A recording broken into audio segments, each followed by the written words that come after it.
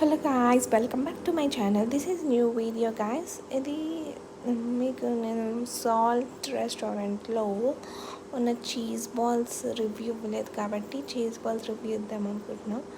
So ఒకసారి try చేయడానికి అయితే ఓకే, కానీ ఇది కిడ్స్ బాగా నచ్చుతుంది ఎందుకంటే దాంట్లో బాగా చీజ్ ఉంది కాబట్టి.